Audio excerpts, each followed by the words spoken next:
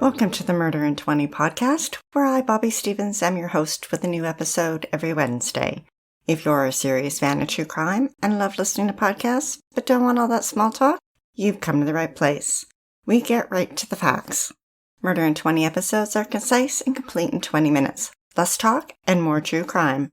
Every episode is free on our website at murderin20.com, Apple Podcasts, Google Podcasts, Spotify, Stitcher, iHeartRadio, and YouTube. Also learn about upcoming episodes on Instagram, Twitter, and Facebook. To support Murder in 20, feel free to leave a 5-star review on any one of them, or all of them. We're not shy.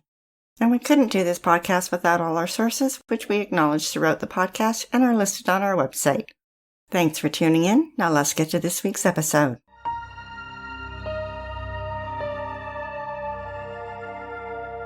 In January 1954, James Miller, his wife, and 3 daughters landed in Little Rock, Arkansas. He'd been a lawyer and, bored with his career, joined the FBI. They were there long enough just to have their 4th daughter. This was his first post. He was then transferred to Washington, D.C. and El Paso, Texas, and in 1969 wound up in Tucson, Arizona, where he and his wife settled down permanently so their daughters could attend university. During his career, he dealt with espionage, bank robberies, and locating fugitives. Being an FBI agent, James knew all too well the evil that existed in the world, and he trained his 4 daughters, Susan, Leesa, Jill, and Jamie, how to defend themselves. Leesa was fun-loving and energetic, a natural beauty with blonde hair and striking blue eyes, and was slim for her 5'9" frame. She graduated high school and went to Northern Arizona University. She then met Gary, who was handsome and in the military. They got married in 1971 and had a daughter, Krista. The two followed Gary when he was stationed in Japan. He was about to be discharged, but first was going to Taiwan for a short assignment. Leesa was now pregnant with their 2nd child, so they made plans for her to return to the U.S. and stay with her parents in Tucson and have the baby there. In spring, Leesa gave birth to their son, Brady. Gary had just been discharged from the Air Force at Travis Air Force Base in California and was looking forward to returning home to his wife and daughter and meeting his son for the very first time. And Leesa couldn't wait to see him. Tuesday, May 29th, Gary was flying home, and when his plane stopped over in San Francisco, he called Leesa to tell her what time he'd be arriving in Tucson. Leesa dressed in a white pair of jeans, a blue sleeveless blouse with white trim, and a pair of sandals to go pick up her husband. James offered to drive his daughter to the airport, but she wanted to greet her husband all on her own. Leesa's family were all waiting at her parents' house to celebrate Gary's homecoming. She borrowed her dad's AMC Javelin and her mother's set of keys with the name tag Beth hanging from the ring. Around 9:20 p.m., she drove off in the dark night to the Tucson International Airport, a short 20-minute drive. Leesa pulled into the airport parking lot, rolled down her window to grab a parking ticket from the machine. She parked the car. What happened next is what detectives surmise occurred, but after 38 years, it's still only speculation. Leesa turned off the car, had the keys in her hand, and was rolling up the driver's window when William Zamistil approached the car. He pulled out a gun and ordered Leesa out of the car. She was terrified. The parking lot was dark, the only illumination a lonely light in the center, casting an eerie glow. She looked around, and there was no one, except for him. With the gun in her back, he forced her into his car and sped out. It had taken less than a minute to abduct Leesa. As she sat in the passenger seat terrified, he drove 70 miles to the Fort Huachuca military base. In order to get inside, you needed identification. However, cars with the Fort Huachuca sticker were often waved in by the guards. It's unknown exactly how he got in, but he drove to a secluded spot. There, he forced Leesa to undress and he sexually assaulted her. Then he pointed his .22 caliber gun at her and pulled the trigger twice. He buried her body in a shallow grave covered with only a few inches of dirt. No one saw a thing. No one heard the gunshots. Gary arrived at the airport around 10:15 p.m. He looked for Leesa, but didn't see her. He looked around inside the airport, and when he couldn't find her, he called her father. James immediately headed to the airport. They found her car in the parking lot. Leesa's purse was still on the back seat, where she always put it when she drove. Her father knew she would have taken it with her into the terminal. The keys were gone and the car unlocked. James immediately reported her missing and regretted that he had not drove with her. Leesa was 22. By daylight, the Tucson Citizen reported that 6 agents from the Pima County Sheriff's Office, about a dozen FBI agents, and a police helicopter were searching for Leesa around the airport. Her car had been washed a couple days earlier, and when it was processed for fingerprints, 29 were found. 27 were ruled out as belonging to family and friends, but 2 prints were unidentified, a partial palm print and a print from the side of a finger. Authorities believed Leesa had been kidnapped. The next day, the search was expanded. The Arizona Daily Star reported that more than 100 people searched a patch of desert near the city's southern fringe looking for clues. In addition to a helicopter, FBI agents, sheriff's deputies, city police detectives, and volunteers from the Air Force Base searched on foot. Police received an anonymous tip from a caller that said her body would be found near the airport, and agents were poring over passenger lists from the flights in and out of Tucson that night. The parking lot where Leesa had parked was dimly lit, and an FBI official said it was one of the darker areas. Airport security guards patrolled the lot, but no one reported seeing anything. Before Leesa's abduction, there had been a number of reports from women who'd been accosted in the parking lot, including a woman who'd managed to fend off her would-be attackers and made it safely to her car and locked the doors. 4 days after Leesa disappeared, the FBI called off its search efforts around the airport. They had exhausted all efforts and no clues had been found. 6 days and she was still missing. FBI agents took the search to the desert area south of Tucson. A witness came forward to say that on the night Leesa went missing, she heard a scream and saw a woman jump from a passing car on the Nogales Highway, and that one of the 2 men in the car began beating the woman on the back as she was screaming for help. He shoved her back into the car and sped away. She thought the woman matched Leesa's description and that the clothes she was wearing were similar, and recalled that the car was a gray sedan. It had now been 10 days, and the FBI checked the hospitals and checked in with criminals arrested for sex crimes. They encouraged women who may have been accosted to report it, and they had developed 3 theories as to what may have happened to Leesa. One was that she ran away. However, all indications were that she was happily married and didn't have any reason to leave. 2 was that she was kidnapped for ransom. This was a strong possibility, however, they hadn't received a ransom demand. And 3, that she was abducted and raped and perhaps killed. This seemed like the most likely possibility, and this would make the chance of finding her slim. 3 weeks after his daughter went missing, James personally offered a $5,000 reward for a crucial clue that would lead to Leesa. 4 weeks after her disappearance, a Tucson police officer told the Arizona Republic that they didn't have one solid clue to go on, and that it was as though she just went into thin air. James believed that his daughter may have unwittingly ran into a transaction by drug dealers who sometimes used the airport parking lot, and believed she was abducted by at least 2 men.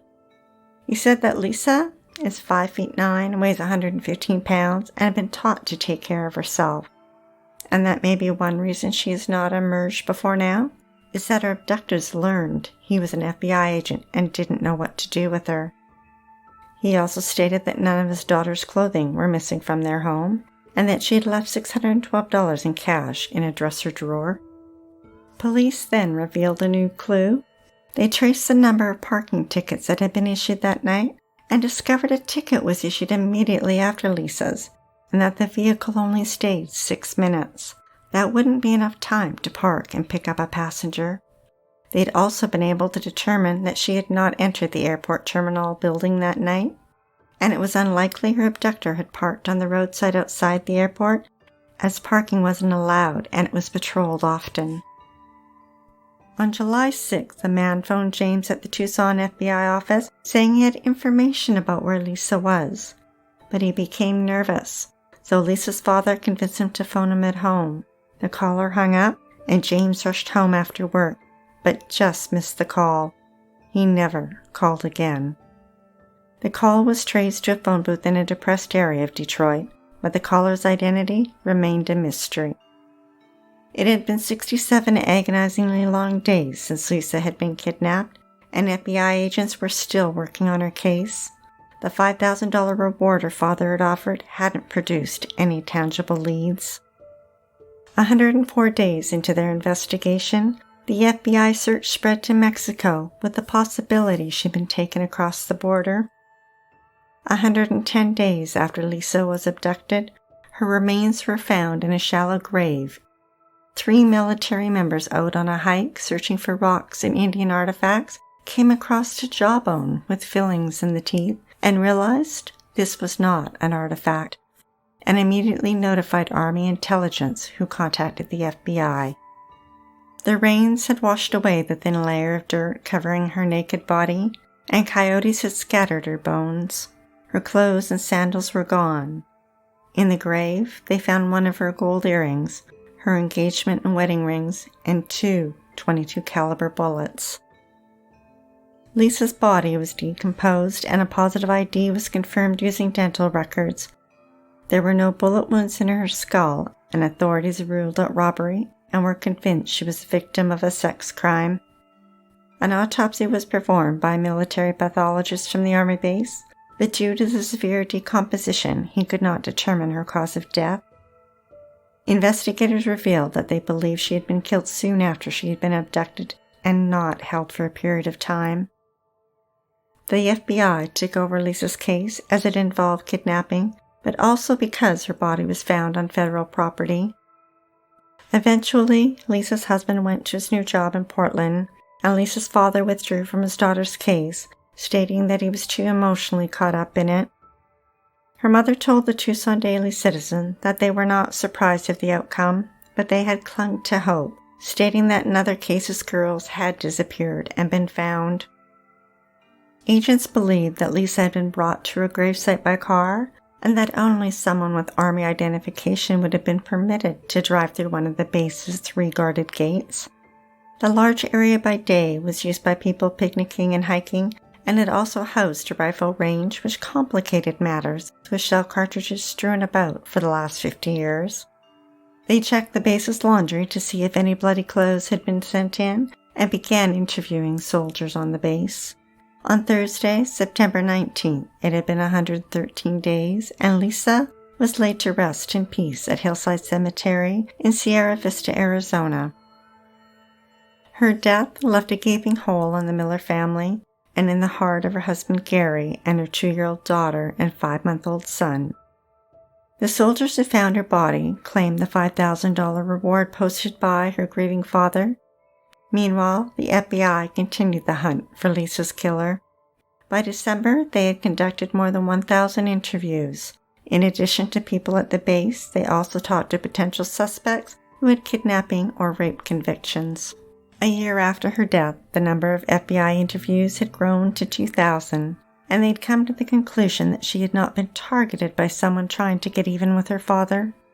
21 months after Leesa had been murdered, her husband Gary sued the Tucson International Airport, Transworld Airlines that he'd flown on, and Don's Auto Park, who managed the parking lot.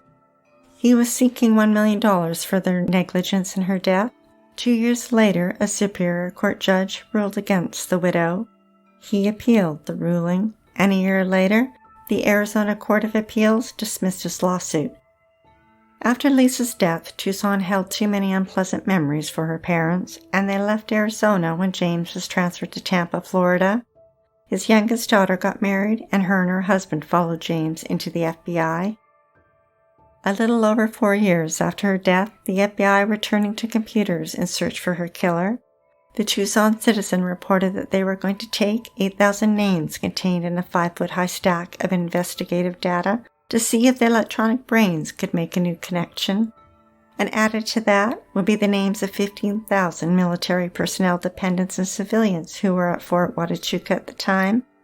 The soldiers' fingerprints record had been sent to Washington and would be compared against the 2 partial prints found on Leesa's car that night. Psychiatrists in Washington had come up with a psychological profile of the killer. He was a lone wolf, had problems with a mother, and sexual difficulties with women. FBI agent Lawrence Bagley, who'd been in charge of the case since the beginning, told the newspaper about several of the tips they'd received over the years. One tip, received soon after her disappearance, was a drunk who called the office late one night to say she was being held in cabin number 7 on Mount Lemon. Agents hung up the phone and raced up the mountain, only to find several cabins labeled number 7. They chose the most likely cabin and broke the door down. She wasn't there. Tips on potential suspects led agents to New Zealand, a mountain top in the Philippines, and an ice floe in the Antarctic. He also revealed that they drained a lake and listened to several psychics, studied infrared photographs of Fort Huachuca taken from Army spy planes at night, and that they'd even looked for a connection to the Hillside Strangler and Ted Bundy. In 1979, 6 years after her murder, the Herald Palladium reported that Agent Lawrence Bagley said the only unresolved lead in the case is that phone call James had received from a phone booth in Detroit. The call had been recorded and was given to the Syracuse University, who would be applying a new technique in linguistics. The call was released to TV and radio stations in hopes that someone in their audience might recognize the voice. FBI received about 10 calls, but none of them led to the killer. That year, the witness who'd reported seeing a woman dragged into a car with 2 men went under hypnosis to see if she could recall anything further. She remembered the woman crying out, "Mother, help me," and a partial license plate, but it didn't lead to finding the car. 8 years later, in 1981, a man suffering mental health issues confessed to her murder, saying he was having flashbacks. But when he couldn't provide any new details other than what had already been in the news, authorities felt it was unlikely that he was Leesa's killer.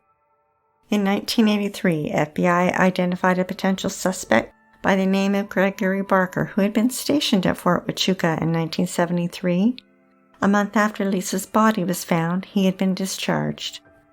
Gregory fit the FBI psychological profile, but it wasn't until 1991, when he was featured on TV's Unsolved Mysteries, that a tip came in and agents were finally able to question him. He was arrested on previous robbery charges and a suspect in a similar rape and murder, which he was eventually convicted of and sentenced to 50 years. Gregory denied killing Leesa, and agents had no physical evidence to tie him to her murder. 3 years later, in 1996, Leesa's father was still hoping to find her killer. He offered a $10,000 reward in a classified ad he posted in 2 Tucson newspapers for information leading to the arrest and conviction of person or persons responsible for her abduction. Leesa's husband became a state trooper in Portland, Oregon, and eventually remarried. Her parents later divorced, and James said that her murder played a part in that. He passed away in 2007 and is buried at the Fort Sam Houston National Cemetery in San Antonio, Texas. 2 years after James' death, officials finally made an arrest in Leesa's murder. William Samustill was in prison in Wisconsin and had bragged about her murder to police informants. He'd already been convicted of the kidnapping, rape, and murder of another woman in Wisconsin in 1978, and was also convicted of killing 2 teenagers, a brother and sister, earlier that same year in California. On August 29, 2009, he was charged with Leesa's murder and pled not guilty. Leesa's family attended the trial. TV's Investigation Discovery episode, One of Their Own, details how William was finally connected to Leesa. 2 informants who did not know each other and who did not receive anything for testifying both told the same story of him showing them a photo of Leesa. Their descriptions were highly consistent with the photo of her that had been used on a poster. In 2011, William Samustill was found guilty of first-degree murder and sentenced to life in prison. It had been 38 years since Leesa's murder, a very long road to justice. Her mother, Beth, passed away in 2015, and is buried beside her daughter.